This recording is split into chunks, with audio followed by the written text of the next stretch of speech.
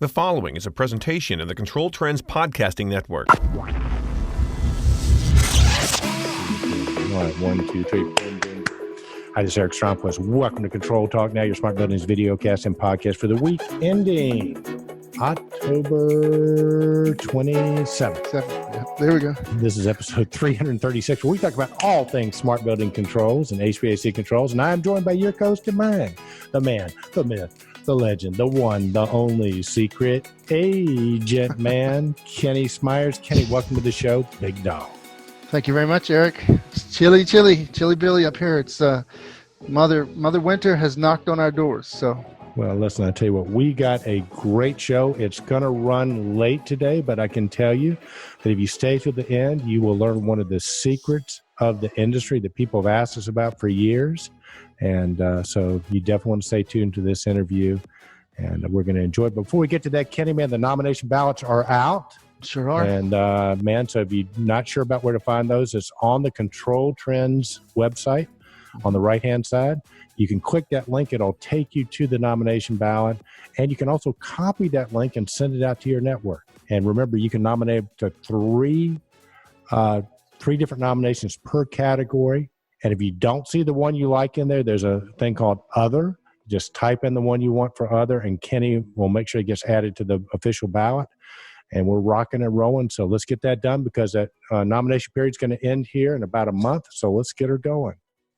Yeah, Eric. So we're getting a huge influx of people doing that. So we're catching up of every second day.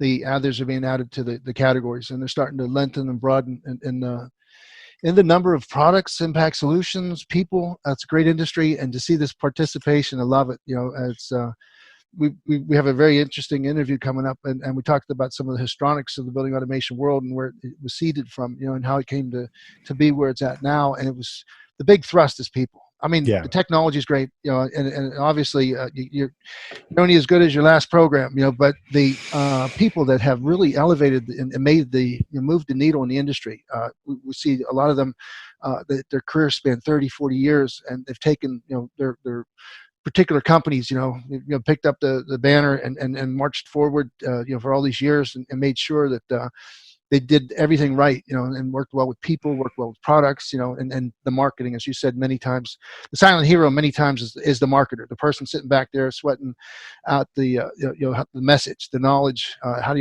you put that into a coherent marketing theme? And as you say all the time, everybody's got a great product. I mean, that's just that's the ante is great products, great solutions, great technical support, you know, but where the real test to come is the marketing. Right. It's going to be great. And we actually recorded this interview because of scheduling before we're actually cutting this part. So I can tell you it's going to run long. It's worth hearing everything this gentleman has to say. So Kenny, without further ado, let's rock and roll and let's get this show started. Sounds good. Another stalwart in the industry, a guy that's seen a lot and shares a lot. We have Mr. Leroy Walden, President and Chief Consultant of High Rose Consultants, LLC. Welcome to the show, Leroy. Hey, good morning, Ken. Good morning, Eric. Hey, Leroy. Glad to have you, brother. And listen, man, I got to tell you, Leroy has done some great things in the industry. He's worked for several master systems integrators around Atlanta, and he personally has helped me pay off 2 of my divorces, the alimony. So, Leroy, business. I'm just hoping there's a way that we can monetize this relationship as well, because I'm still paying for 2. Oh, dear.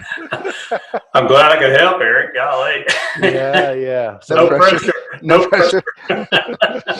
Leroy and I go way back, man, to the 80s. I mean, when we first got started, we were doing pneumatics, and then we've gone from pneumatics to electronic, and from electronic to DDC, and now you've gone from, integrating all kinds of incredible different systems to consulting. So I guess for our audience, real quick, sort of walk us through some of the changes you've seen along the way, and sort of what's it like to be a consultant now.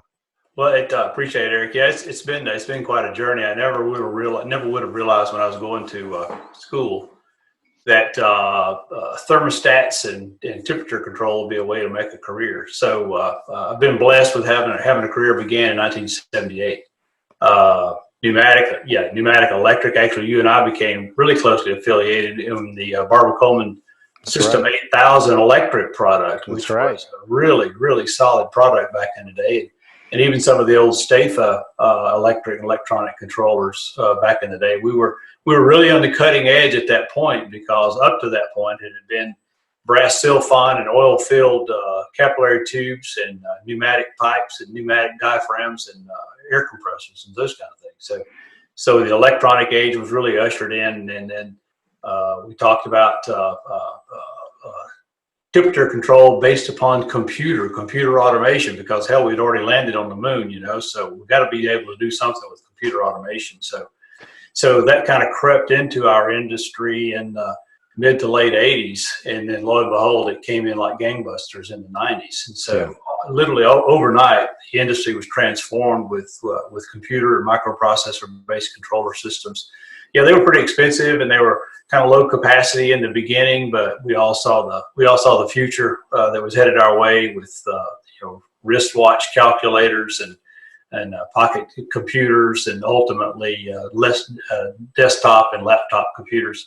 So we knew that it was going to come our way for buildings, and those of us who had really come up in that age felt like it was time. And in some respects, it felt like it came slowly, but in other respects, it really was more like a revolution, where it just kind of stormed the beaches and came on quickly. So right. Well, I tell you what, Leroy, 78. So yes, for our audience out there that think, Ken and I are young millennials and Leroy's young millennials, yes, we are really that old. So, yeah, I was going to say that was a nice way you said of telling me that I was old, Ken. Appreciate that. Yeah.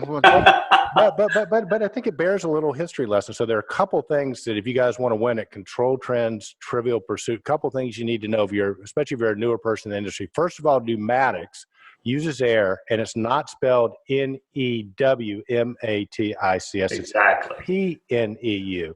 So that's it. Now, the second thing is you could almost argue, Leroy, that Georgia is the home of building automation controls. And I say that because you will remember that all this came about when the peanut farmer from Georgia, Jimmy Carter, was president. We had the oil embargo. And all of a sudden, they tried to make people drive 55 miles an hour, set your thermostats back and everything, and buildings, energy became a premium. Okay, so it started back in the day. The only people that could really make a system were people like, Honeywell and Johnson Controls, because computers were new and people couldn't program or whatever. So everybody had a proprietary language. So, Honeywell had theirs, Barbara Coleman had theirs. And basically, when it first started, the only people that would work on the systems would be the branch offices, right? Because it was too damn complicated. Exactly. And the protocols were separate. Then, Leroy, you were one of the first people to come along, and it was Robert Shaw. Was it the System 350 that when you were with Shearer, that you guys took on? The DMS 350 was Robert Shaw Controls' answer to building automation. There were multiple iterations before that, but really the product and the system that they really had a home run with was their DMS 350, which was largely built around the microprocessor-based central panel that utilized this new thing called the desktop PC as far as the human interface, of the user interface. And so it really kind of hit a home run about that time. And so we're really fortunate to move. Well, they did. But I want to acknowledge you, because when they went away from the branch offices to selling product directly to give customers an alternative to the branches, like the Johnson branch, Honeywell branch, and so on and so forth. You guys were one of the first people to get set up as an independent solution with that. And so talk about the requirements you had to have then versus the requirements you have to have now. Well, it was a hell of a... I appreciate you acknowledging that, because it was a challenge. I mean, basically, what I learned while I was in the branch office, because I actually worked in the branch office for 5 years, is that it's almost like the branch offices are a launching pad for people to begin their career in the organization and launch off to a bigger position up into the corporate office and corporate headquarters. And so really, when you got right down to it, everyone in the branch office, the branch manager, the senior sales engineers, the construction managers, and so forth, are all focused on that next big promotion in the organization.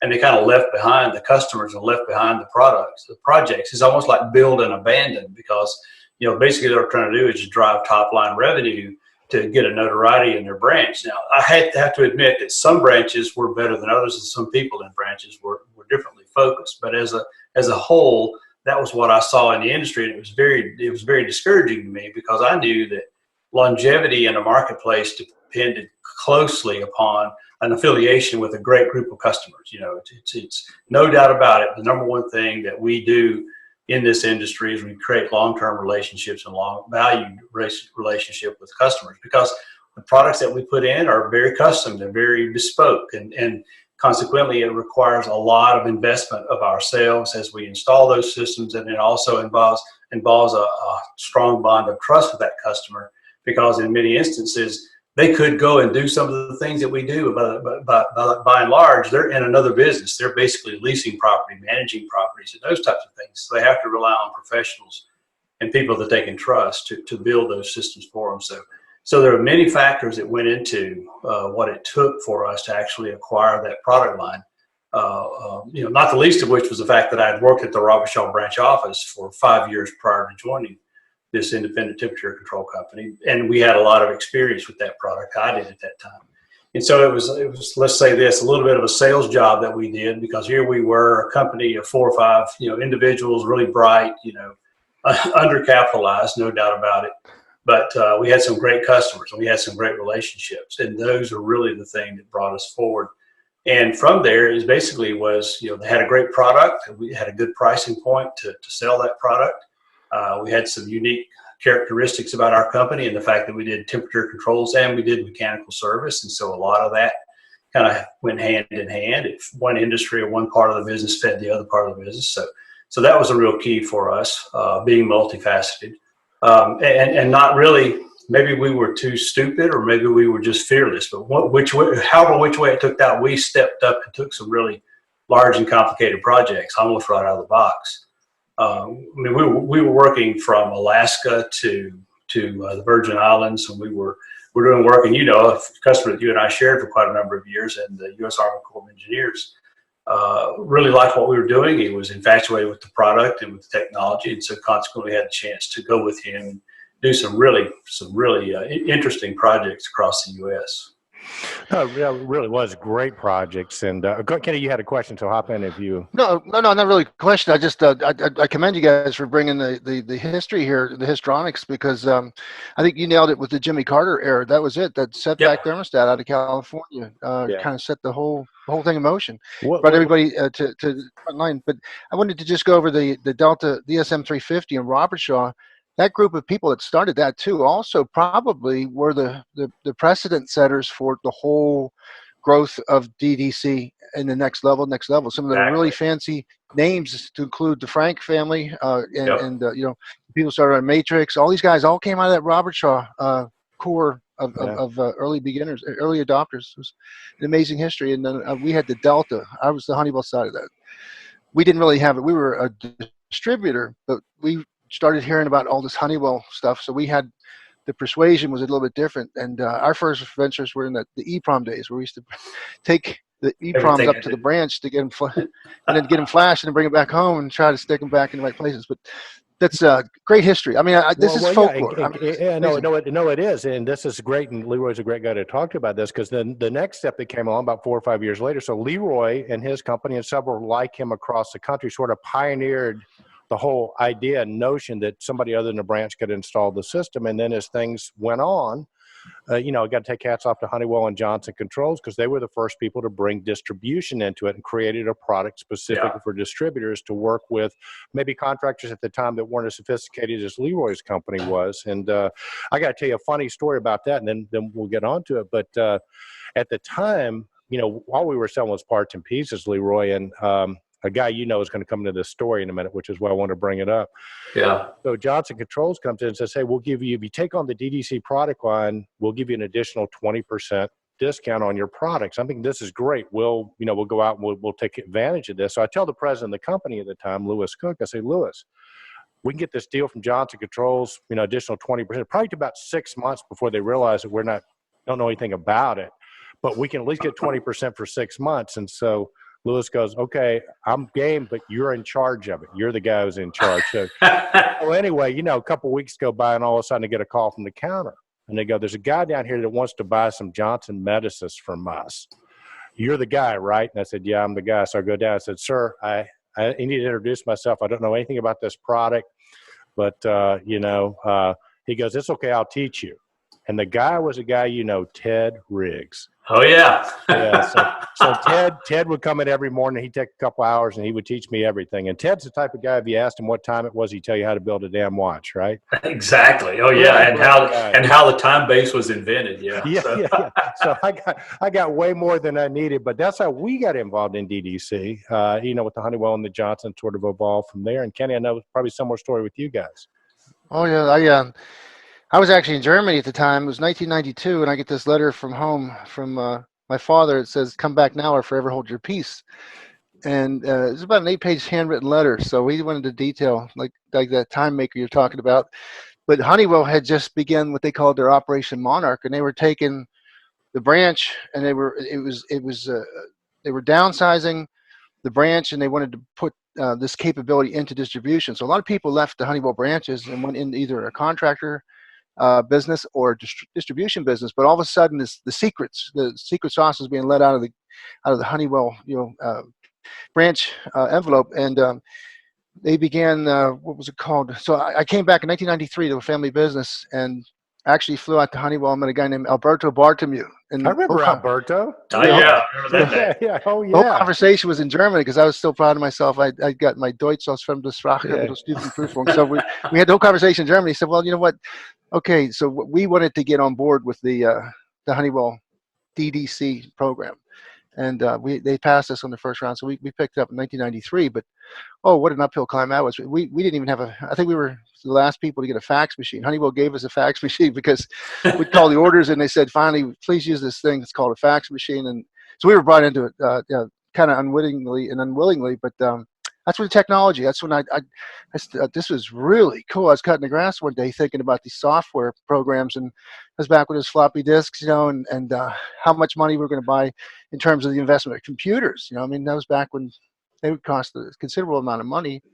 And we were arguing between, I think it was Gateway and Dell, and which one was better, and Honeywell would only support one versus the other. So he kind of steered us through the pathway, and look where it's gone. Look at it now. Well, what has gone a long way, and I'm gonna flip it back over to you, because back in the day, and Kenny, I think you'll agree with this. I mean, there were basically 3 strategies, right, for energy management. You did time of day, you did demand control. You're monitoring the current coming in, turning stuff on and off, and what was the other one we used to do?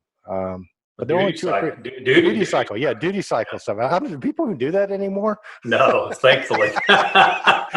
All they did was wear out equipment. Yeah. But so Leroy, you've seen tons of changes, because even back then you were integrating things like lights and stuff like that, which for us, didn't happen. But so, dude, you kind of went from there to, walk us through where you went from there, because you. It's interesting. Kenny brought up the Jerry Frank connection with the Robert Shaw platform, because one of the final iterations of that Robert Shaw DMS product was known as a systems integrator. And it was a really, talk about, feeling the earth shake whenever they started talking about that stuff. I got really excited because we had several customers that wanted to have their fire alarm system and their BMS and their lighting all under one operator interface, so that they could have their operating bureau or their chief engineers or whatever set in front of one machine and be able to command and control, just like in the Houston Space Center. That was the vision. And so Robert Shaw really was the first one to step forth, and they did it not necessarily by owning all of the technology and the brain power, but they did strategic partnerships with Pyrotronics fire alarm systems and with GE lighting and several other big name brands, Schlage, Access Control, big name brands. And really their biggest partner was IBM, where IBM stepped up with this new platform that they called OS2, that basically was a multi-threading, multi-processing, really elaborate piece of software that allowed a PC, at that time called a PC, a desktop PC, to actually multitask multiple systems at the same time. So essentially you had all the front ends for all these various systems running simultaneously in the background.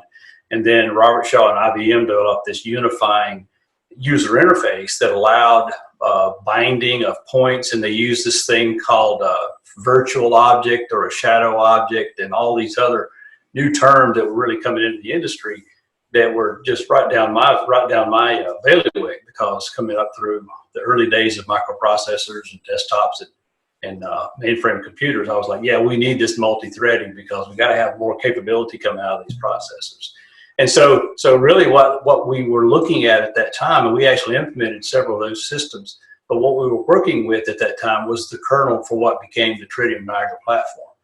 Because about that time, the acquisition of Robert Shaw took place where they got combined in with the Barber-Coleman network. And because Barber-Coleman had a larger manufacturing facility up in Rockford, Illinois, all of the think tank that was in Richmond, Virginia for Robert Shaw was told, your job will be moved to Rockford, Illinois. Well, quite a few of those people had strong ties to the East Coast, and they didn't want to move to Rockford, Illinois. They heard it got cold up there. They heard it got cold. And so, being sons of the South, they wanted to stay close to the coast and close to where their technical base was at Virginia Tech and VIR and all those other things that they loved about being in Virginia. And so they talked a deal and basically took an early out retirement. And on the way out the door, they said, oh, by the way, are you guys interested in doing anything more with this facility integrator platform? And they said, no, not really. We got this Network 8000 stuff that's really hot right now. It's moving along great. So you guys just, have a nice day. Thanks very much. And we'll see you later. And then really thus began Tritium Niagara because, they had already begun looking at Java and how Java could do this multi-threading that IBM had taught them was the way to do this. And really from there, I know that I'm being kind of clumsy with the actual gestation of how it happened, but I do know this, that they owe a lot of it to, let's say, the owners of what became Barber-Coleman CB Environmental Controls taking their eye off the prize that really they had right at their fingertips, which what became the Niagara platform, which now has become so ubiquitous that it's global. I wouldn't be surprised if they're putting it on the space station, quite honestly. Wow. What a great summary. And, I'd heard similar versions, but I think that was the most succinct, step by step forward of evolution because, that was just an amazing story. And then there's groups of people. Like I say, I think that's the fun part of going to these big meetings, after hours, so around 10 o'clock, everybody have one or two and then the stories start and, and people really just say the way they remember it. And the names they drop are incredible. The guys that you were talking about, that little group down there in Virginia. Yeah. Robert Shaw. There's got to be like 6-7 names there. I remember Ed Richards said he was part of that. And he started Richard Zeta. And then was it Paul Jordan was down there in that group? Paul Jordan. Yeah. And so to hear those stories about, the intelligence and just like you said, the forward thinking and then it started that really became where building automation became a true technical industry where we went from being on off and being parts and to the smarts that added the smarts because we weren't quite in the 30,000 foot orbits that you were in because that is incredible and we never had we avoided that kind of investment like at all. We didn't want anything to do with it. Like integrating fire and security, that was like you ran away from that stuff because of the risk and liability. Right. You have to get whole new expertise in there. So we just focused on boilers, burners, chillers, air handling units, and so kind of stayed close to the earth, in terms of the development of the actual programming, in the software development. We were so we're kind of again that's. The honest, where our entry point, where our sweet spot was down closer to the equipment and closer to the. Well, there were very few companies. Very few companies are actually able to pull off the consolidated system as a sole proprietary. Honeywell probably did the best job of anybody of including their fire and their access control and BMS. In the early days of the Delta systems, and what they found quickly is they ran out of steam trying to maintain all that expertise in-house, around those various systems because, there's similarities to the way those systems communicate and the things that they do, but there's great variability in the actual on-site, at the location or the troubleshooting techniques or the reaction and responses and those types of things. I've never heard anybody die because the temperature in the space was too high, but I can tell you that if you don't have a fire alarm system that's reporting accurately, you can have, loss of life and loss of property very quickly. And so there's a different focus that involves those. And so Honeywell was probably the best at doing that. Johnson Controls tried it. I don't know. I think they did it also through partnering a little bit like Robert Shaw did back in the day. And when you roll the tape forward now, we've got this capability now within systems integrators to do all these things, but the systems integrators are still struggling with that same variability, and that is how do they maintain the expertise in-house to do so many things that touch so many different systems.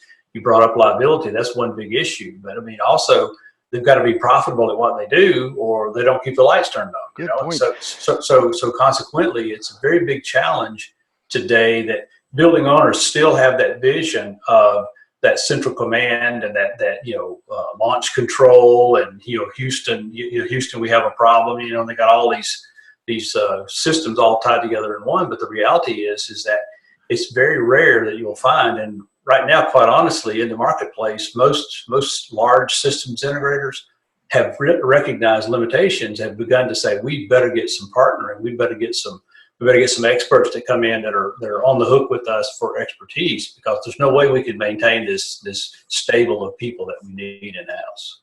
Well, you're so right. And then, the fractional, having 50 states, and each state has their own ability to regulate and put standards into place. And then you break that down into counties, municipalities.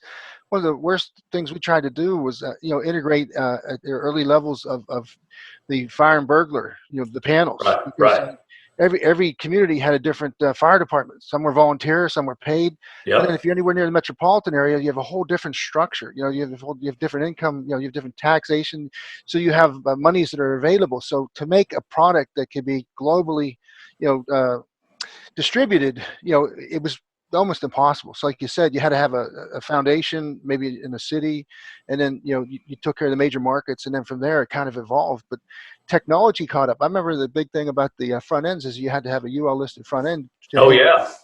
And who could afford? How many people were playing with that sort of investment? Well, and the thing about it is, it took so long for that process to work through the system.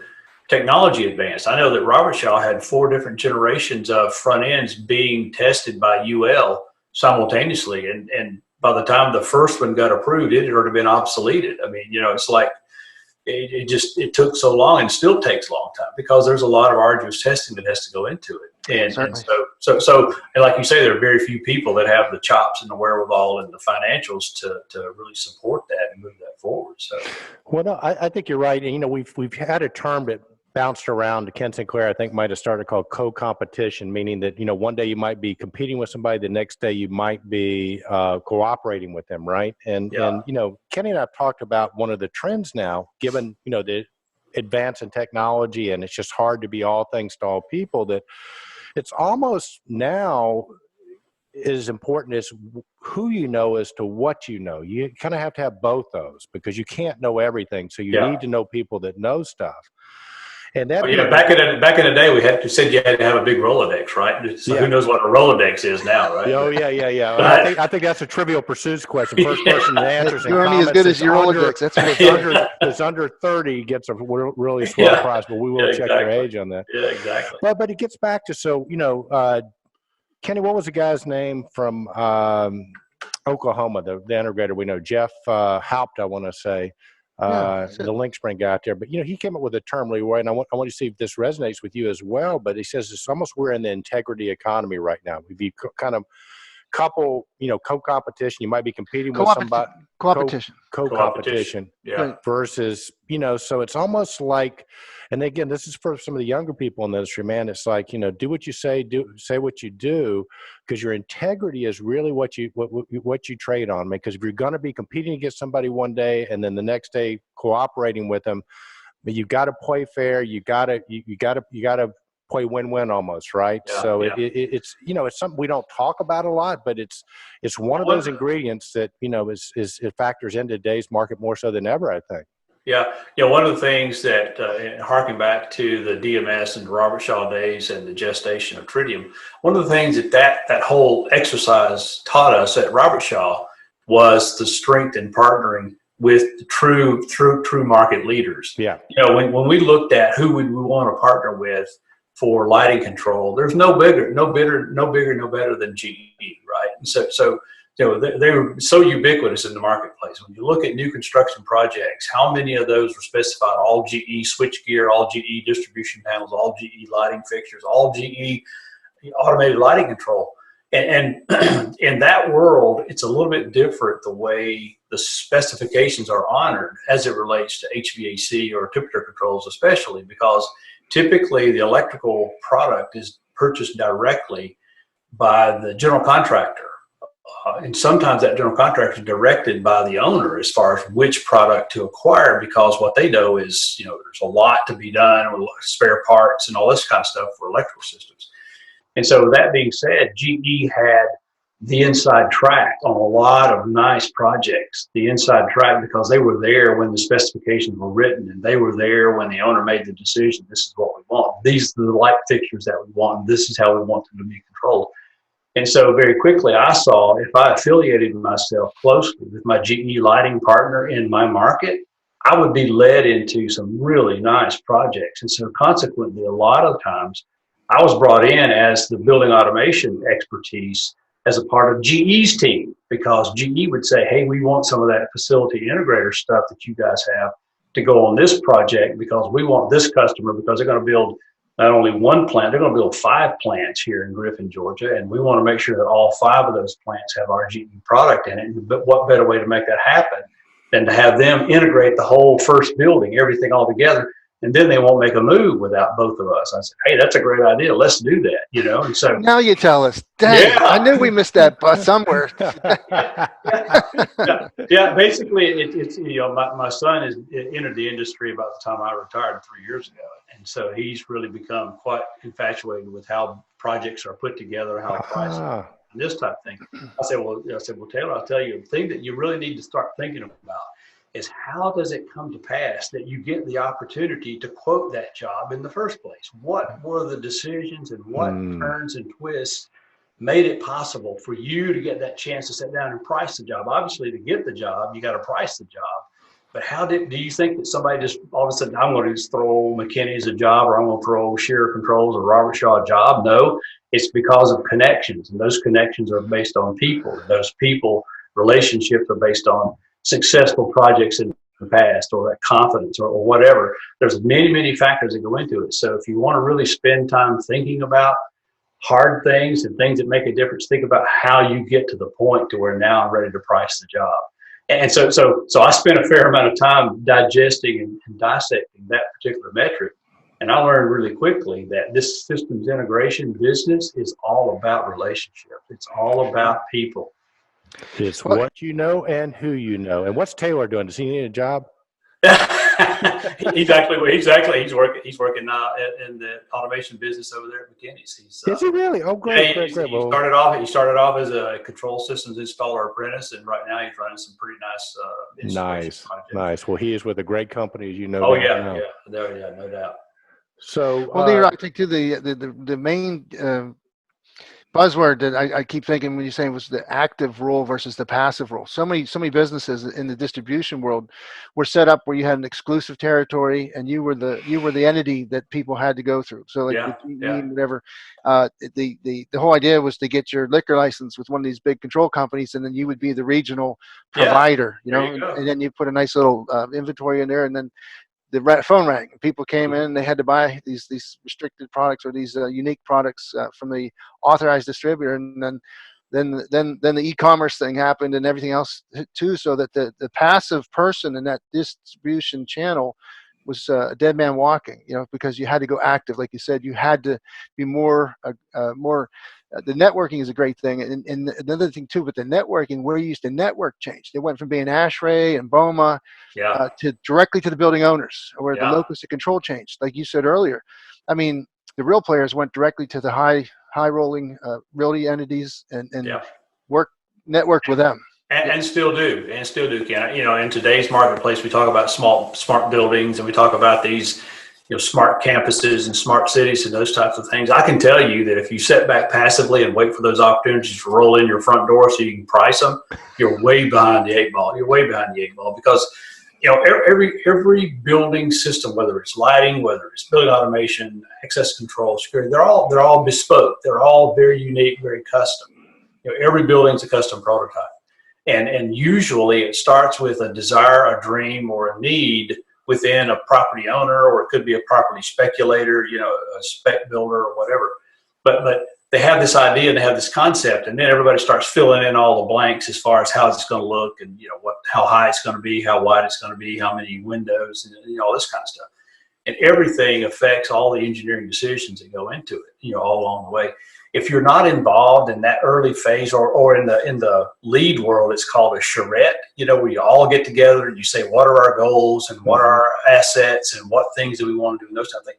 If you're not involved at that stage on a lot of these mega projects, then these large systems integration projects are really not going to fall in your lap unless you have someone that's helping you lead the way in. For instance, if you have a great affiliation with an access and security control company, and the building is, let's say, a data center, and that data center also, in addition to high security because of whatever processes they're running, they also have a high need for temperature control. If you have a strong relationship with that security control vendor who finds that lead and turns over that rock and this project runs out of, they can swoop you right in there, and all of a sudden you've got a tacit sales force, or basically it extends your sales force beyond what the abilities that you have as your own company. So it is a good goes around and those kind of things. And these larger integrations that are being envisioned nowadays, they have to start where you're involved right at the very beginning. And lots of right. decisions. And the mastery of the technology, I think, too, was a leverage player.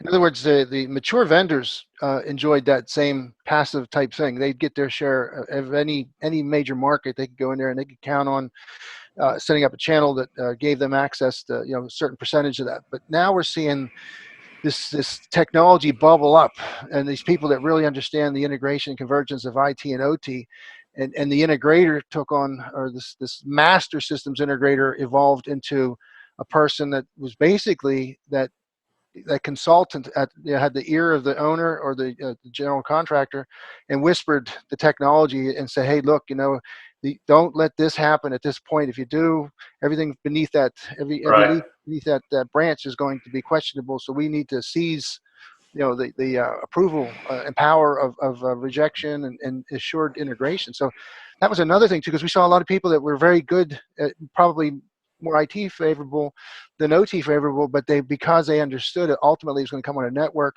and somebody was going to have to be the chairman of decisions, and then cybersecurity.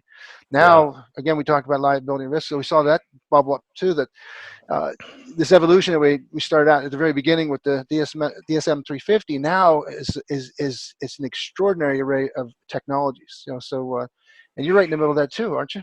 Yeah, I am. Since my retirement from actively being involved in systems integration, I've been able to acquire some pretty interesting consultation opportunities in the marketplace, serving some old customers and serving some new customers as well. And one of the things that we have to all tip our hat to is the fact that cybersecurity is something that we all have to be actively engaged in. And one thing that I've really been encouraged since my retirement, it began before I retired, but since my retirement, what I've found is many of the property managers, property owners have amped up their game as it relates to their internal IT teams, to where they're very proactive now in ensuring that there's no loss of service and that there's no penetration. So the encouragement that I give to systems integrators that are the ones that are in the business have probably already come to understand this. The ones that are entering the business now is to take a look at that IT department within that customer you're targeting, and make sure that they've got the chops, because ultimately it's up to them to defend their own perimeter. And all you got to do is make sure you don't mess it up. You stay within their boundaries. You stay within their boundaries, follow their guidelines, and dot all the I's and cross all the T's, and your cyber is going to be taken care of. So that's a big change, because when I was really getting started with the Niagara platform, we were the IT infrastructure for the most part in the building. But with the proliferation of cloud-based services on the ERP side and some of the other things that a lot of these property managers are doing, they've had to become much more proactive in that realm. And so consequently, it's really incumbent upon them more so than it is the building automation guys or the access control people to make sure that everything's taken care of. As I say, so just make sure you don't mess it up. Just stay in alignment with what they're doing, and they're going to guide you to the level of security and their appetite for risk. And from there, you just follow along and just make sure the contract language gives you an out, in case there's some kind of an intrusion actually involved in a piece of hardware that you put in place. So, Leroy, my suspicions are, from what I know about high rows is that, a lot of your customers are owners. But I guess one of the suggestions or one of the concepts, have you ever had a systems integrator reach out to you and say, hey, Leroy, can you come in and look at our business and help us sort of gear up or show us where we're weak, show us where we're strong? Is that something you would entertain doing? It's something, I would entertain, and in some respects, I am engaged in. I'm involved, have been for the last 3 or 4 years with the Realcom Ivicon conference, and one thing that does is it brings me in close proximity to a lot of the key systems integrators across the U.S., and so consequently, we kind of maybe impromptu have this roundtable discussion. Maybe it's over a cocktail, or maybe it's just sitting around the booth or whatever, chatting it up. But we do have that, and they do. I do find them that they're opening up my head and picking my brain on things. Yeah. And I don't mind, I don't mind sharing because it's an industry that I'm very impassioned about. Yeah. So what I found is also I've had some people with new products that they want to introduce, or some products that they've had on the market, and they're looking for some insight as to how can we make this more attractive to our potential target market, or what other features can we fold in, or those kinds of things. So I've had the opportunity to do some of that too. That's been kind of enjoyable. Well, excellent. We're going to make sure we have your contact information in the show notes, and we'll give you a chance to shout that out when we end. Yeah. But, I do know, a rumor has it, that, and we're going to need to shift directions here a little bit. Rumor has it that you are actually in the running to be a reporter for one of the major networks, like a Fox or CNN. I know you can't officially talk about it, but that you kind of agreed to share with our community today if we sort of gave you the opportunity to do a demo tape. So we agreed that we would sort of shift the gears midway through the interview and let you become the interviewee, so you would have this to present to the folks at Fox. Yeah, that's great, man. I appreciate that. Right. It'll be this new era, So I'll get out of this opinions for hire gig, and I'll get into the actual detail. Good morning in Atlanta with Leroy Walden, right? Yeah, exactly.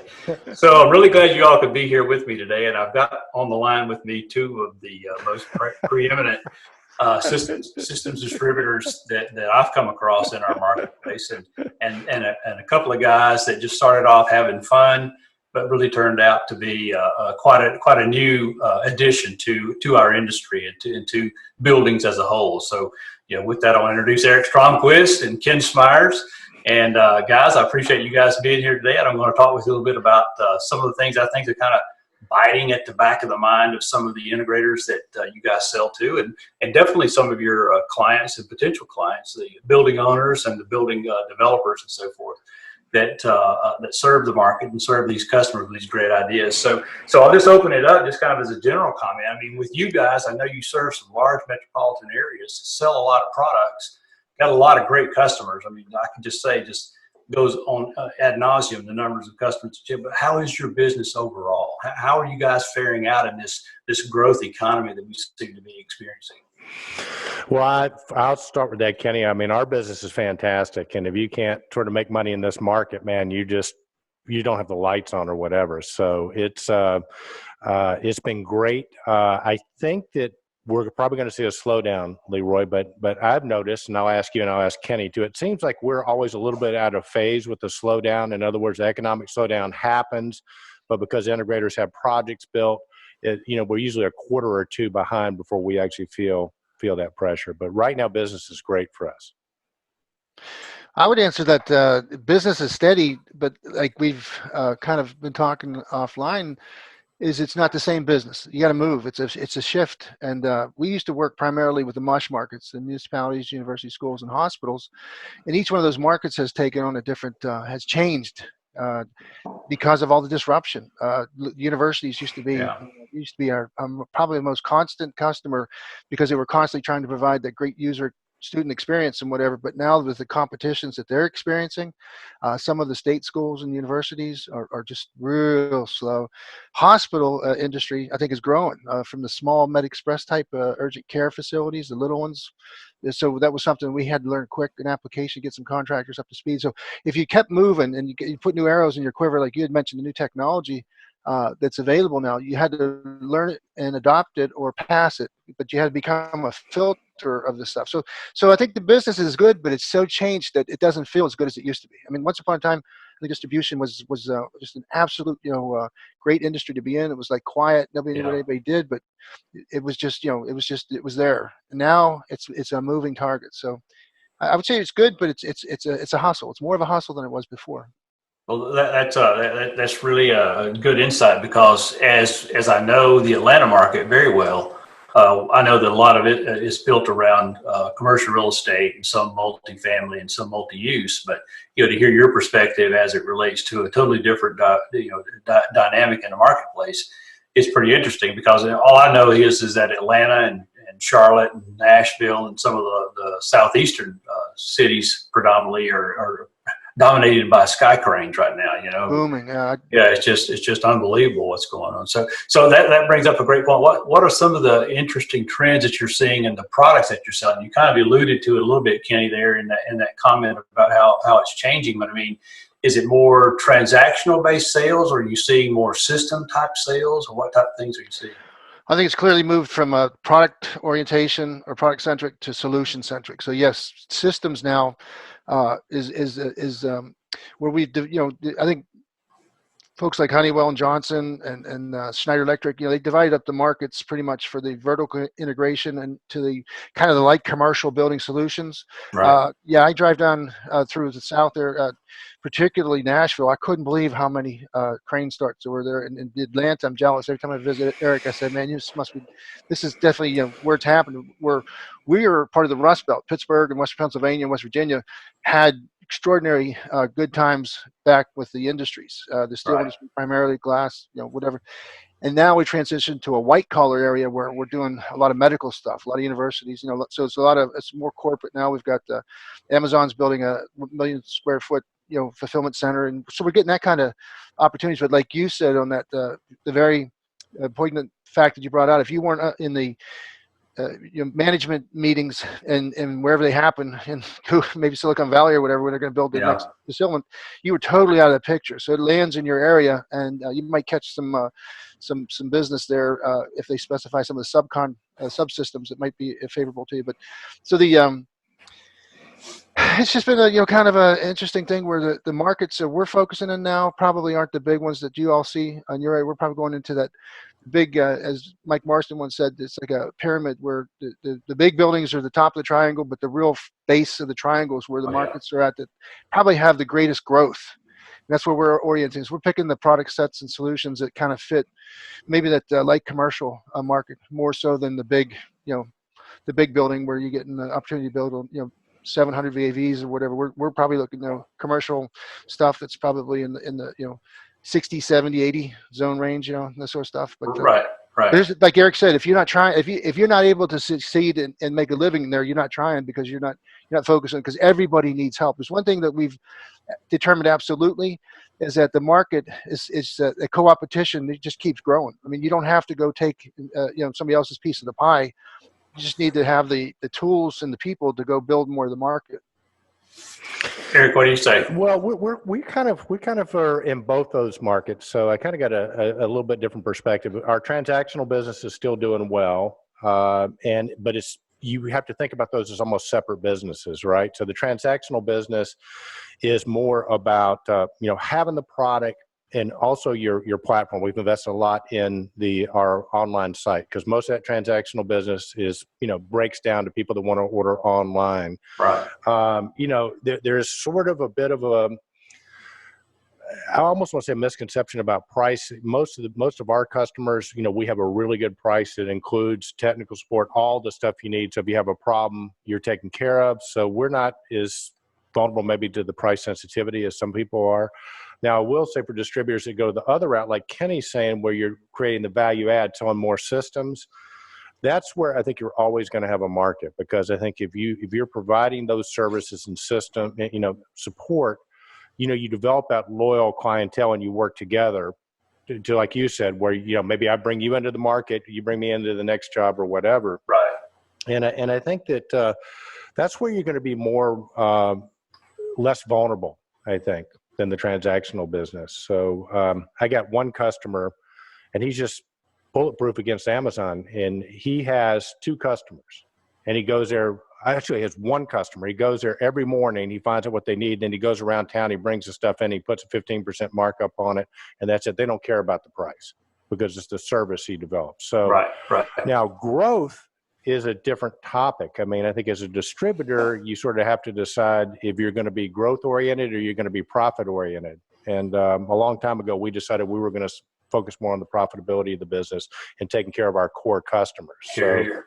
Yeah. Whereas before, Kenny said it used to be a vendor come in and say, you got this piece of dirt, whatever we say you go do, you grow the business. We want these expectations. If you don't meet these expectations, then, we're going to take the product line away from you. And, that affected so many distributors for so long. But guess what? With the age of the internet, they cannot legally prevent people from selling into your territory. So that piece of dirt you quote unquote own doesn't really mean a whole lot, right? So we used to make business decisions based on how are we going to make this manufacturer happy. And I think if you're doing that still, you might want to reconsider that. You might want to reconsider, let's be profitable and take care of our customers. Because my deal is whoever's got the relationship with the customers is going to win. They make the rules, right? So.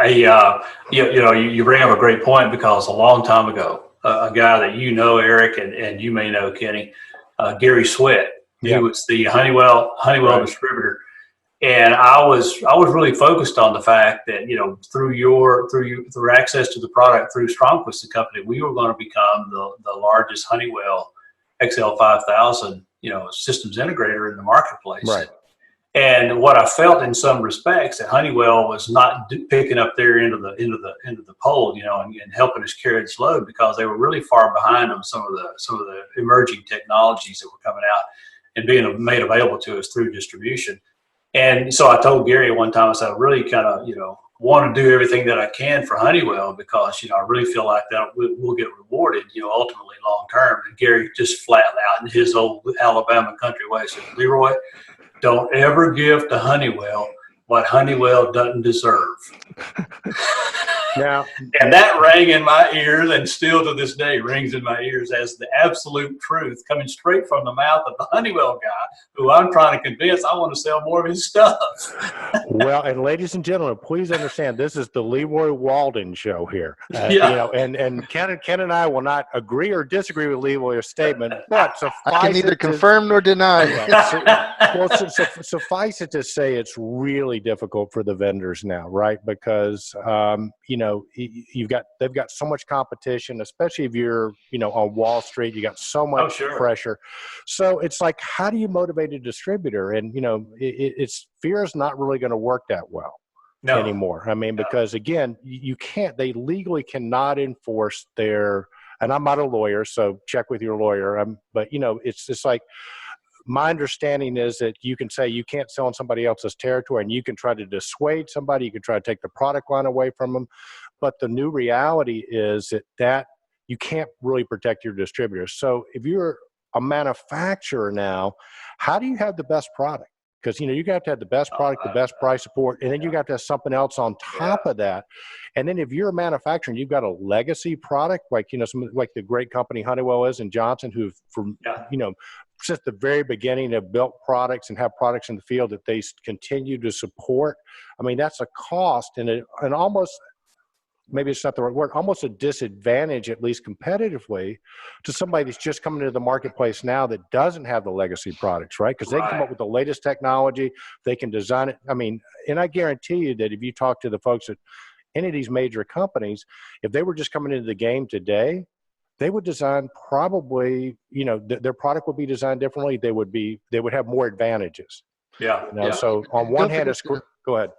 No, you're so right. I mean, you're hitting the nail on the head. And I just wanted to throw the globability of the products now. The competition coming from all ends of the world. The world shrunk. What used to be impossible is now the reality is that the biggest competitions are coming from. It's frictionless.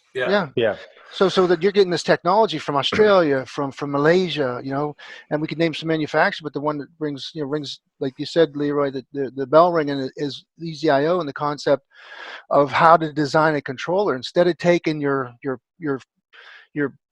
footprint that was this big by this big, and it was the size of little bit smaller than a football, and then you had to cram it with all this stuff, and you had to put a router in there, and you had to put this in there, and you had to put this in there, and some sort of capacitors, for backup and whatever, and reverse that concept and take the best router on the market and add I/O to it and add stuff to it.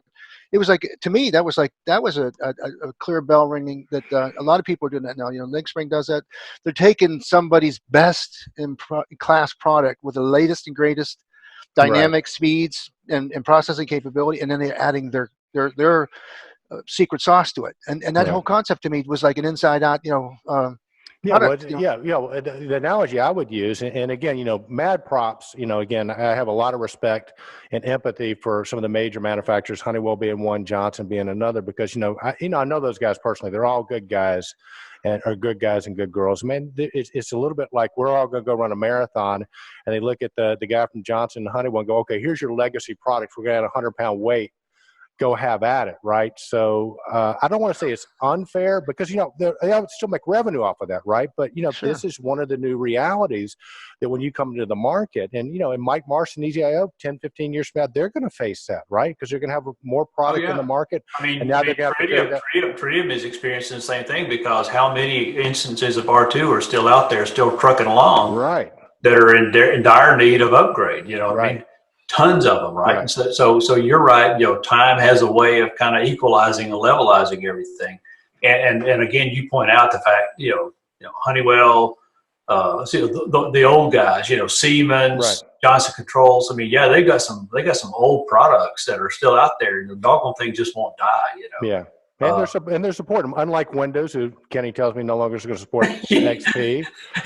Windows 7. We're not going to support it anymore. I have yet to hear one of these major manufacturers ever say we're not going to support that anymore. So they're being true to their products, and for that, I think we need to tip a hat to them for that. Oh yeah, no doubt. I mean, it's a hard thing they're setting out to do. So, but what's interesting is one of the questions I had kind of envisioned was how are your manufacturers responding and to these buying trends that you guys are seeing. And I mean, it seems like you pretty well answered that. I mean, essentially, they're all adapting their products and they're adapting their distribution models and their go-to-market strategies and those kinds of things just to try to keep up with all of these upstart, competitors that are showing up. A good friend of mine just showed me on Amazon where you could buy a 15 IO controller for $130. I was like, holy crap! And it's all IP. It serves up a web page. I said, oh my gosh, It's astounding the products that are showing up, at so unusual, some unusual locations and unusual channels we're sneaking in. So, Leroy, you said to me one time too, because we were talking about that at a trade show. It might have been Realcom, the last one, and you said that you'll be doggone if you'll be somebody's science experiment or science. Yeah, there's no way. If they didn't have deep enough pockets to handle a couple generations of the product, it's really not time yet. It's not ripe yet. I mean, give it some time. It would be something that I wouldn't mind putting, to say, in my workshop or something, here outside or something I'm doing, just as a folly or whatever. But doggone Christmas lights. Christmas lights. Yeah, I don't want to do anything that I have to go back on. Oh my gosh! But Leroy, you guys are so right, and I want to stay on this question for a minute because what you didn't ask is what could they be doing differently than they're not now. Yeah, that's what I want to hit on. But before I get there, I think the one thing that I would encourage our audience, distributors, integrators, user, we talked about this being the integrity economy, and part of the value we bring as a consultant too is that if Leroy Walden says this system is going to work, they're taking your word for that. If Ken Smyers, Eric Stromquist says this is going to work, then they take your word for it, okay? So we're trading on integrity, and my customers count on me for that, just as yours guys do too. So the one thing that manufacturers have to do is make sure your product is rock solid, because it's my reputation you're trading on as well as yours. Absolutely. And if there's an issue, stand behind it, and everybody we've mentioned stands behind it, right? So I think that's a key piece. My dad used to have a saying that trouble costs more than a better price or whatever. So there's that. But if it gets down to it, Leroy, and I'm going to ask you and I ask Kenny this because we've talked about this. I mean, if you don't have a great product, you're not in the game. You're just not in the game. You're not even part of the conversation. If you don't have good customer support, good technical support, you're not in the conversation. If you don't have competitive pricing, you're not in the conversation. And virtually everybody that we deal with on a day-to-day basis, as well as you and Kenny, They have all that. So what's the differentiator? What makes it different? Okay. And I say that one of the key pieces is marketing now is more important than ever. How much easier is your job, Leroy, if you go to one of these meetings and the owner goes, hey, you know, I saw this video that brand X put out and I saw this paperwork. This makes so much sense to me. I understand this. Leroy, what do you think about this product? And if it's something you know about, they've done that for you. And part of what we're all battling against is the time and attention thing. Nobody has time to really do the research. So how can you, as a marketer, capture somebody's attention, generate a buzz, so that we're getting calls as distributors, your integrators are getting calls, you're getting calls. What can you tell me about this product, right? Yeah. And I mean, look at Nest. I mean, Nest is a great example of a company that did that. I mean, Kenny and I did everything we could to derail Nest, you know? And there was just no... I can neither confirm nor deny that. Well, I mean, but no, I'm just talking about, but they created the buzz. I mean, they came in, zero thermostat. They had a different look, different feel. The way they marketed it, there was a buzz. I mean, how many people were asking about, hey, if you had no Nest, can we get a Nest thermostat for you?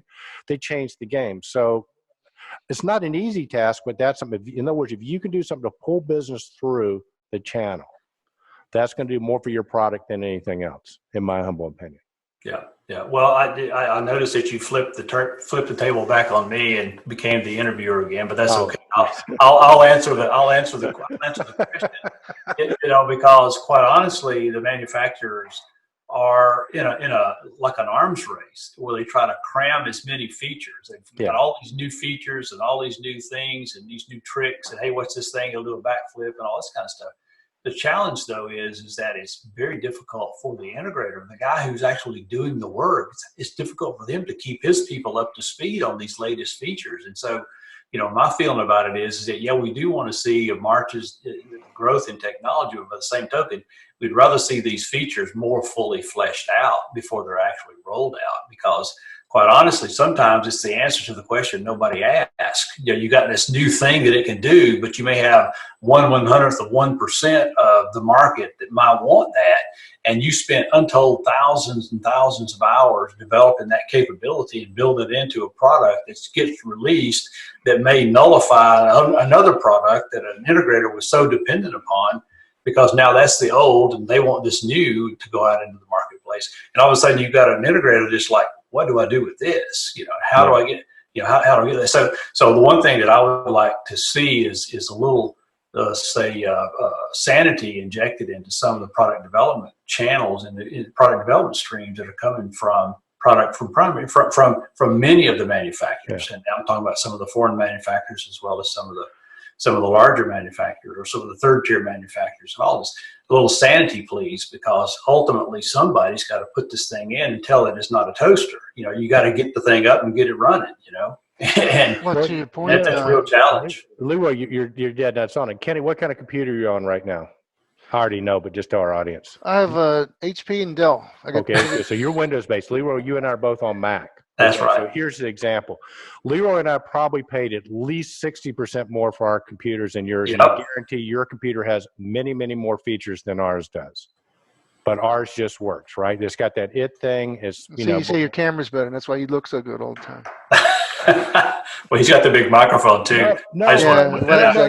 What I'm saying is, to Leroy's point, I think there's something to that. Is, you know, Steve Jobs was, you know, notorious for defeaturing products and charging more for it. But it got back to the fact that the Macs just work. And I mean, I might poking holes at Windows, but Kenny will tell you, anybody, we have somebody come on our show that's using a Windows computer, we have to spend 5, 10, 15 minutes talking them through getting it set up. You come on with a Mac, it just works. Yeah. So, I mean, I think that's what's value to that. I agree. But there's a couple of things that, you know, this is an amazing conversation. I love it, Leroy. And going back to the question about the vendors and what's going down is, there's probably an updated construct on the way the interior buildings work, and now it's all user interface, user experience based. You know, things like Comfy have driven manufacturers to respond to. You can't build something and then make people buy it. You got to find out what people want and what's going on in the world. Like the IP controllers that are coming out are extraordinary because they're faster, they're better. Absolutely. And then the apps. A guy named Scott Cochran says, you guys keep, like, to your point, where things you wanted to integrate, but who's going to do the integration? It's not that easy in many regards. There was just just got an inquiry for somebody. Have you ever integrated Otis elevators? And can you give me any help here? And people just think that because we claim we can integrate with everything, and the master systems integrators have had successful projects, the people, and very probably a high percentage, do not have that experience and don't have a place to get it easily, but yet it's expected. So the end user is expecting all these bells and whistles that they take from their residents. They go in their office, they see a thermostat in the wall. We were in a meeting the other day, and honest to God, there had to be 7 things on the wall. There were 2 different manufacturer sensors. There was a CO sensor. There was a lighting occupancy sensor. Yeah. And then you got people putting 1 sensor up in the ballast, and it has 8 sensors in it. And so to get there, it's not magic, but it's desired now. So I think the advent of the IP controller in itself is like a major thrust. Some people led the league in it, Distech, EasyIO, and then Siemens, and now Honeywell's got theirs. But we're going to see this MST thing, like a LAN BACnet thing, where LAN and BACnet were 50-50, and it depends if it was the Army Corps of Engineers, it was LAN, if it was GSA, it was BACnet. What's your thoughts on that? We're seeing it. We feel it already that there's a predominant preference for IP versus MSTP. Do you see that? So the protocols have to be and the reasons are varied. Number one, the cabling is a lot less stringent. Basically it's point to point.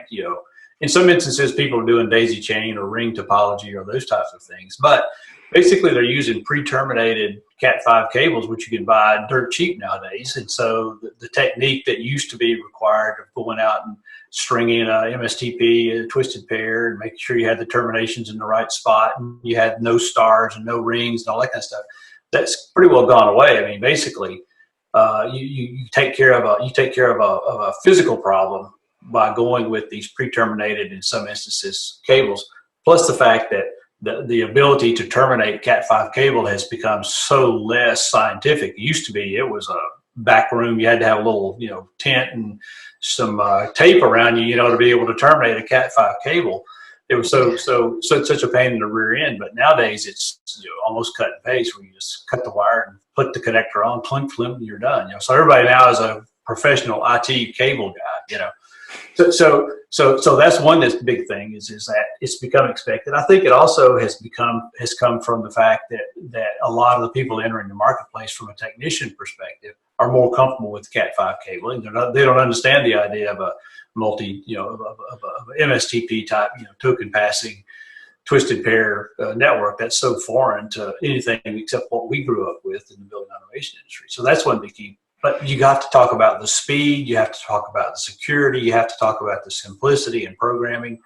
When you have a BACnet end device that's connected by MSTP, every point available on that controller is infinitely available for any application that you want to write. You don't have to go through a router, you don't have to go through a BBMD, you don't have to make all these special considerations. It's all right there, it's all on the flat network.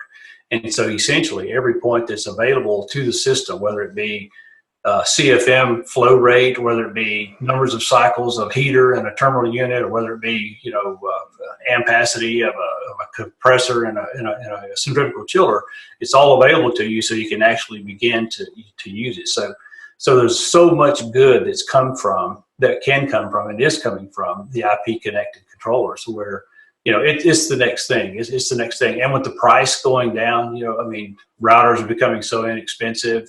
Some new topology technologies have been released. BACnet's done a whole lot to mature their IP technology and their IP protocols. So the market's definitely marching in that direction. And I think that wave is going to crash on the shore. In fact, it already has. Sure. And I think it's just going to continue to set the pace for what comes next.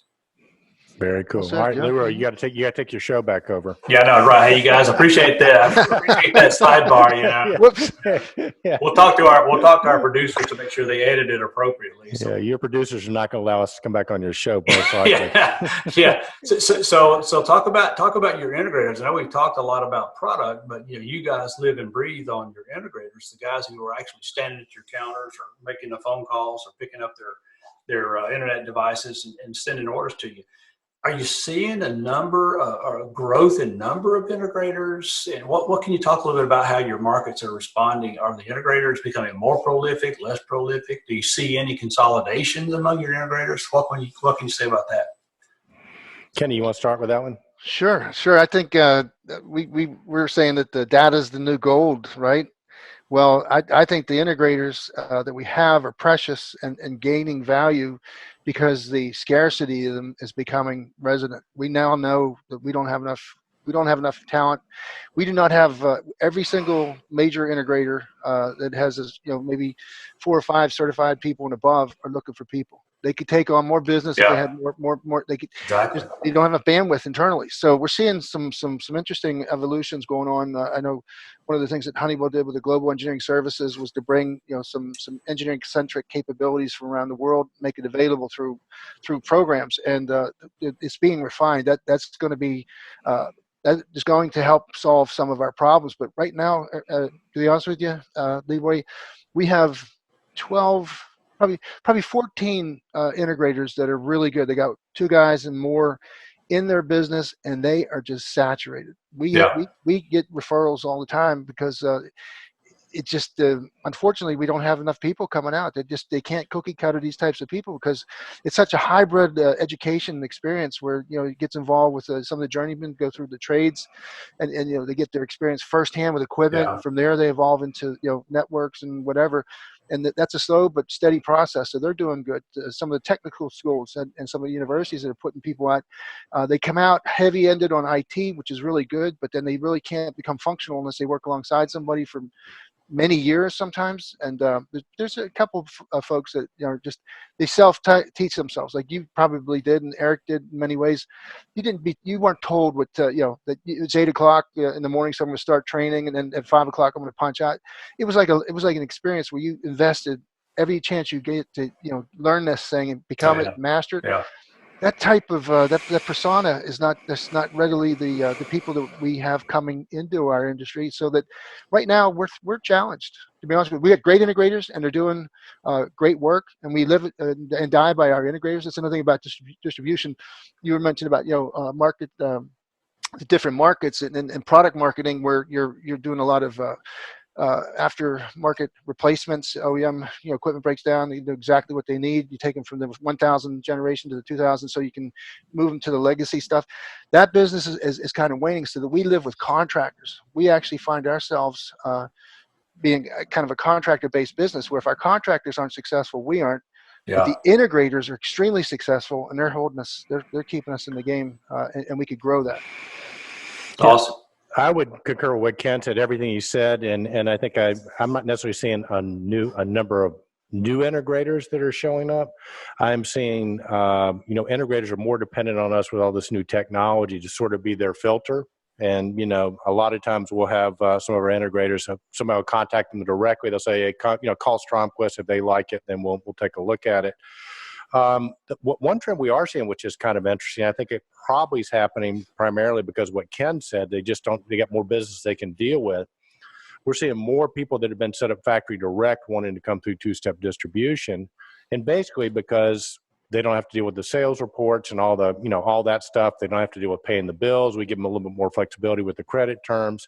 And then the big thing that we're trying to do is to try to sort of be that Salesforce form where we can bring leads in. Because if you think about most integrators, I mean, there are exceptions, McKinney's being one of them, Entech being another one, where, they're really great at integrating, but sales is a really expensive part of their deal. So if a distributor like Stromquist can go in and help generate leads, or go in with their people and help sell the job, that offloads a huge cost for them.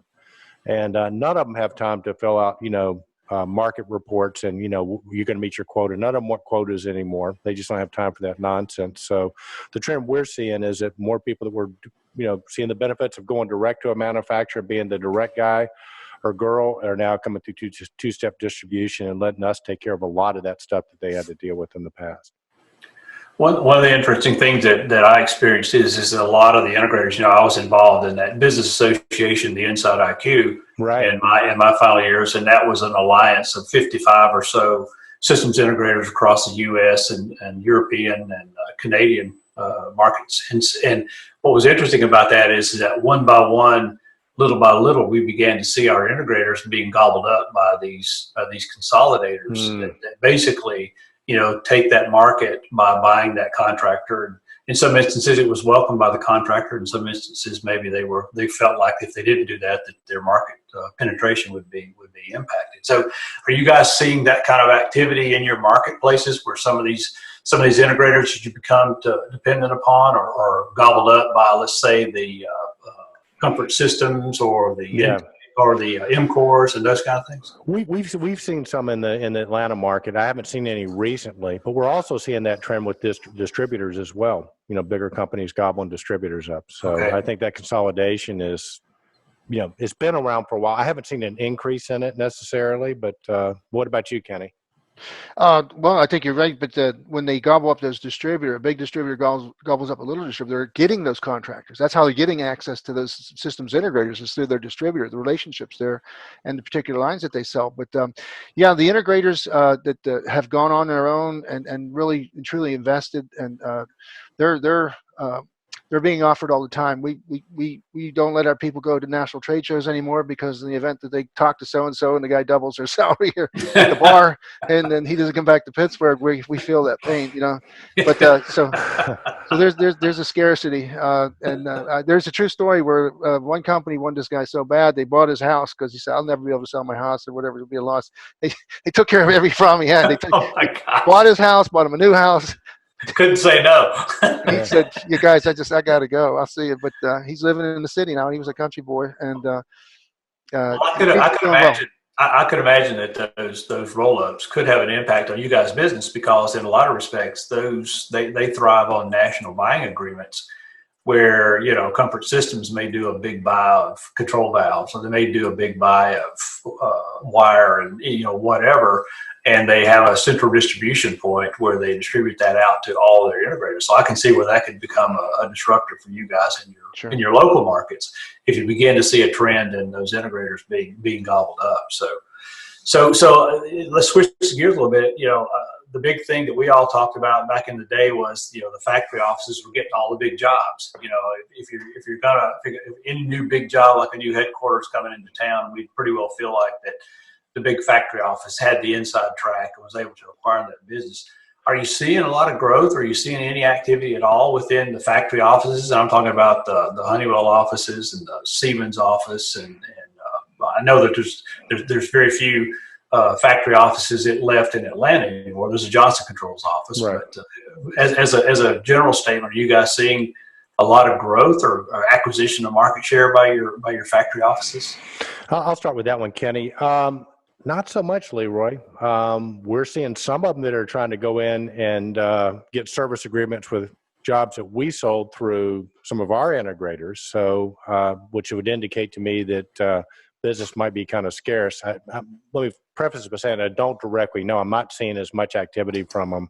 I think they're still out there, but I think it gets back to the owners are a lot more savvy now. They have a lot more choices, and maybe they could buy a job. But, having that independence where you can work with independent people, I think most of the owners have gotten pretty savvy to that.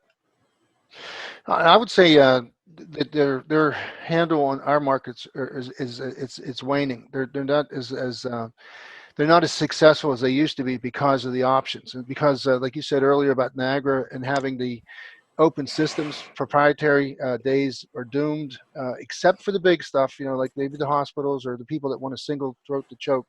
And they have a vertical integration. They've got, critical environment areas, and hospitals in particular. The big guys still do well. Siemens, I think, still holding their own. Honeywell, like Eric said, they pick the ones they want. And they just come in and do some kind of overwhelming, opportunity for the user, the large user, the hospitals particularly. And so we see them around, but the new stuff, no, It's like the word's out. See, I think the associations and the events like Realcomm, IBCOM have educated these people. They have these knowledge wells that they can go online to and access the business case studies, and understand that, the do's and don'ts are much more universally broadcasted. And if you, like Eric said about integrity economy, if once somebody gets involved in a proprietary relationship and has a bad experience and realizes that they're kind of painted into a corner, if the savings of having one person take care of their security, life safety, whatever, if it doesn't come together in a business case, then that's probably the last time they do that. Or and so we're seeing that again into the markets. We don't have a whole lot of big buildings here. I think we have one crane right now in downtown Pittsburgh, and there's a lot of growth in the smaller suburb areas. There's a lot of strip malls. There's a lot of houses going up, but not the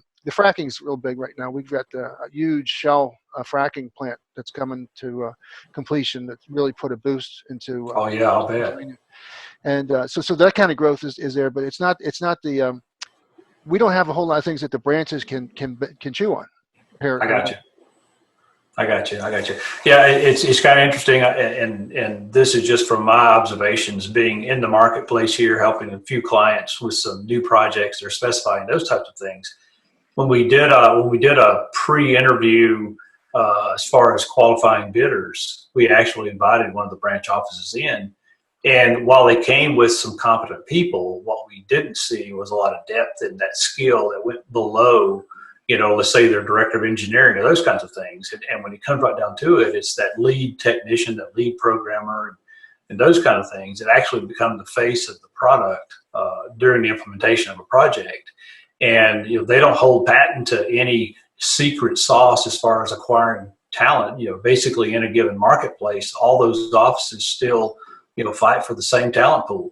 And if they're not doing anything, if they're not making any investments in creating growth in that talent pool, then they're going to be suffering the same as everybody else. And so one thing that I always depended on was Johnson Controls was always good for hiring a lot of new people and bringing them into the industry.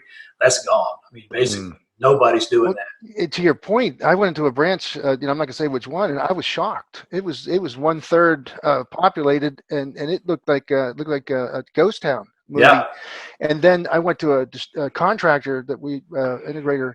He had they had 15 N4 certified technicians on staff, and they had their own graphics department, CAD department. I mean, it was the branch. In fact, it reminded me of the old days of the branch. So I saw that was a unique transition of power, so to speak. They were more competent than the branches, I thought, in many regards. So. Now, Kenny, I hate to interrupt, but we've been going about an hour and 40 minutes, guys. So we're going to just begin to think about hour wrapping and 40 this minutes. Yes, 10:40. All right, so I got one more question, Mr. Okay, Moderator. cool. One more question, Mr. Moderator. So I just want you guys, this is the opportunity for you to really tell our audience about your businesses and what really differentiates you in your marketplace. And that marketplace definition can be local, or it can be global, or it can be anything in between. So whoever wants to start off, just say what differentiates your company from your competitors or from your peers. Go ahead, Eric. You go first. Now I'll get a chance to think about that for a minute. No, I think for us it's probably our corporate philosophy. My dad started the company, and we take care of our people. We take care of our employees so that they can take care of our customers. In our company, you only get fired for two things on the spot. If you ever deliberately or knowingly ask a customer to do something that's not in their best interest, you're gone. Or if you ever lie about anything, you're gone. Past that, their mission is to take great care of our customers. We want to have the best products. We want to have good competitive pricing, but we want to be able to back it up. We've been around for 60 years, and, God willing, we'll be around for another 60 or more. That's cool. Well, I got a kick out of you saying global, because I consider Canada and Mexico, that's international sales. Absolutely. Every blue moon, we get an order from there, and we buy in Teslas from Spain, and we get some stuff from Israel and Malaysia. So we get some of these. No, I'm kind of kidding, but we emanated or basically came from a family business, and much that Eric's.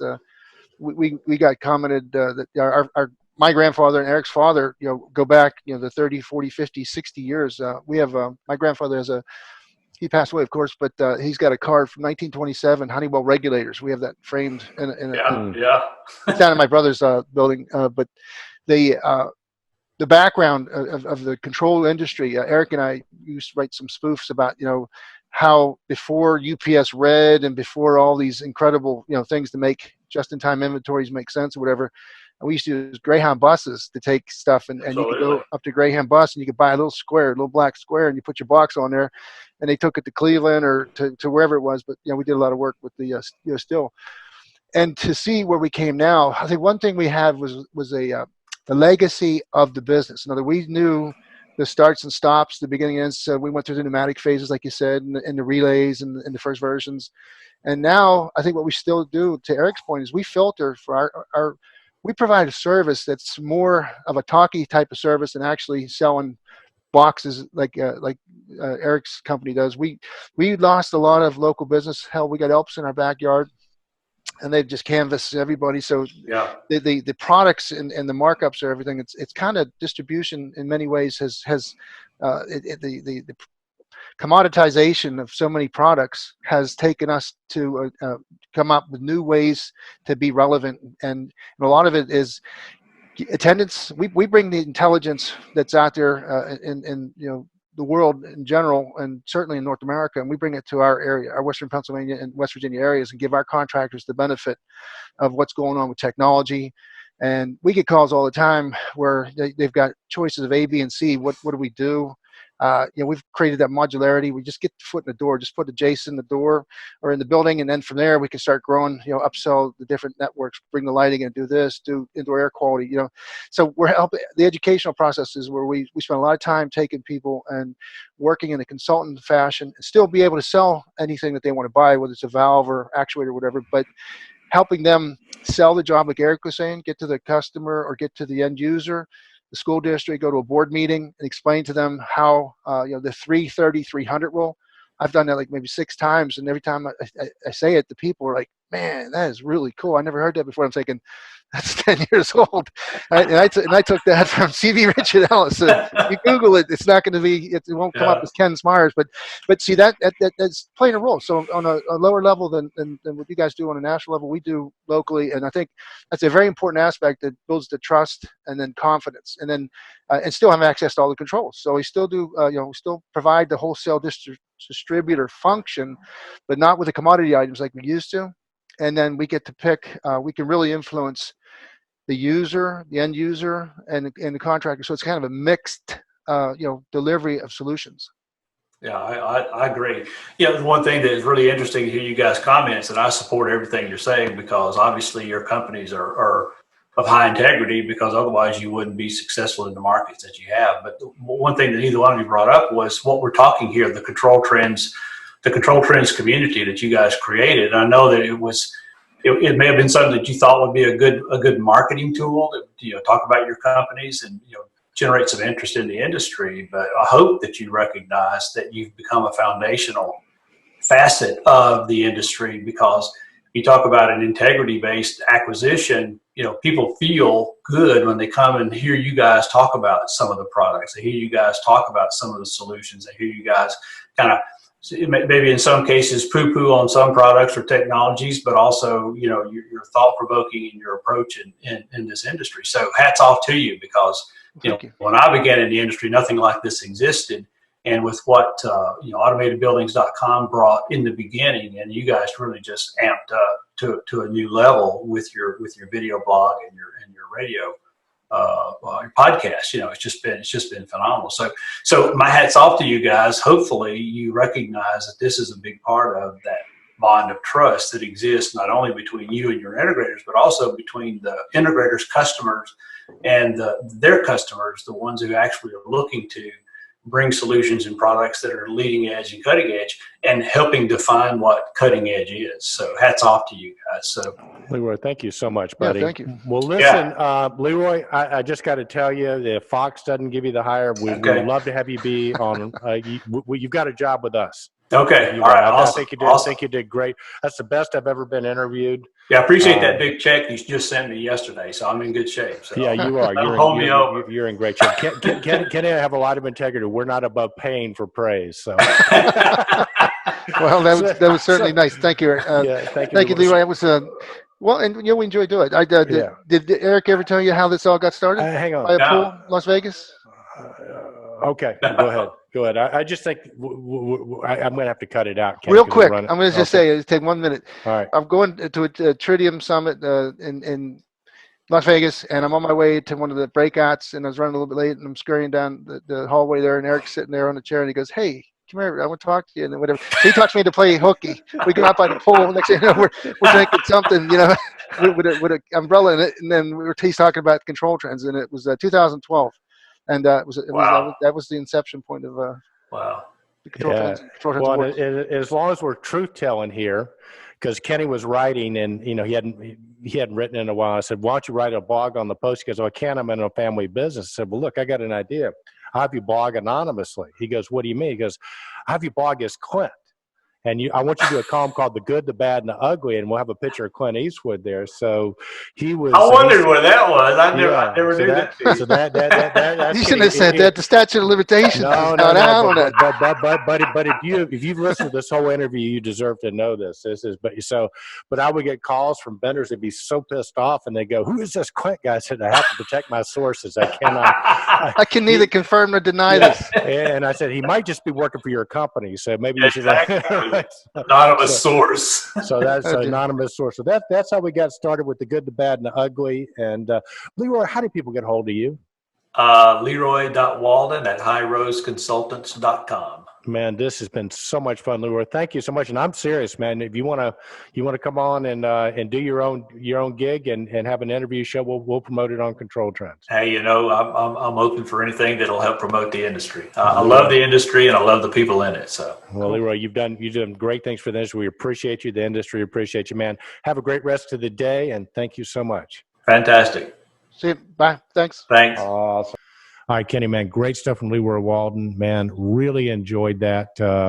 And we'll see you next week. We won't have quite as long a show next week, but we'll look. It was very impressive. I'll tell you what, Eric, we always want to get the history right, and Leroy sure set those beginning years up. Wow. Yeah, he did very nice. And of course, we've all been around for a long time, although Kenny and I don't look like it. We're really old guys, but we're old guys stuck in young guys' bodies. How about that? There you go. All right, brother. Old buddies too. All right, there you go. That's another week on Control Talk Now, your Smart Buddies videocast and podcast. Again, a special thanks to our guest, Leroy Walden. Remember, the nomination process has started. Remember to vote, and we will see you next week. Until then, remember, be bold, stay in control, stay relevant, and thank an old guy for being old and surviving. Indeed, Eric. Indeed, old guy Kenny Smyers. There we go, man. That's all right, true. We got it done, buddy. That was okay.